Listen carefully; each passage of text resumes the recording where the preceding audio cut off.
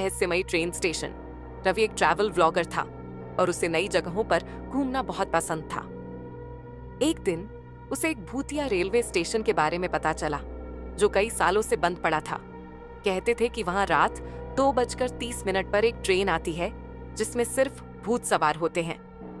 रवि को ऐसी कहानियों पर ज्यादा यकीन नहीं था, इसलिए उसने खुद उस जगह जाने का फैसला किया। उसने अपने कैमरे और टॉर्च के साथ स्टेशन पर जाने की तैयारी की। रात के 2 बजे रवि स्टेशन पहुंचा। वहां हर तरफ अजीब सा सन्नाटा था। प्लेटफॉर्म टूटा फूटा था, घास उगाई थी और पुराना साइन बोर्ड जंग खा चुका था।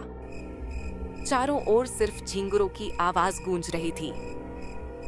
अचानक उसे एक पुरानी घड़ी दिखी जो ठीक 2:30 पर अटक गई थी। जैसे ही रवि ने घड़ी को छुआ, एक ठंडी हवा चली और ट्रेन की सीटी की आवाज आई। क्या सच में कोई ट्रेन आ रही है? उसने खुद से कहा। रवि प्लेटफॉर्म पर खड़ा होकर कैमरा ऑन करता है।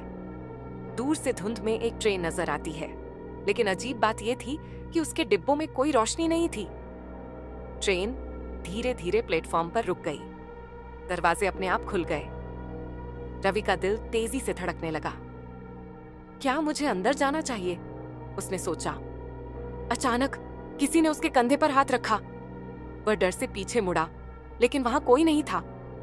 रवि हिम्मत करके ट्रेन में चढ़ गया। अंदर की सीटें धूल से भरी थीं, खिड़कियों पर जाले लगे थे।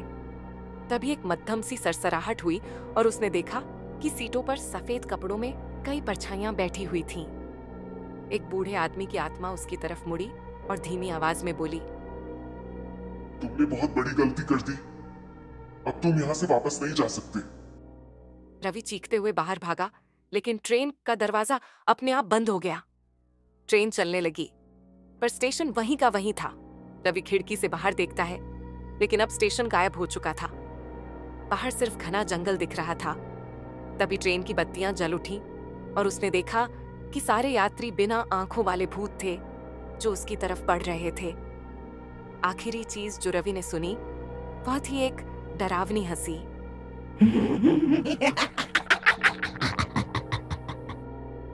अगली सुबह लोगों ने स्टेशन पर रवि का कैमरा पड़ा पाया, लेकिन वह खुद कभी नहीं मिला।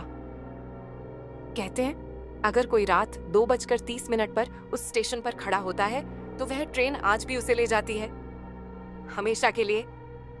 अगर आपको यह वीडियो पसंद आई तो इसे लाइक करें, अपने दोस्तों के साथ शेयर करें और हमारी अगली खौफनाक कहानी के लिए सब्सक्राइब करना न भूलें।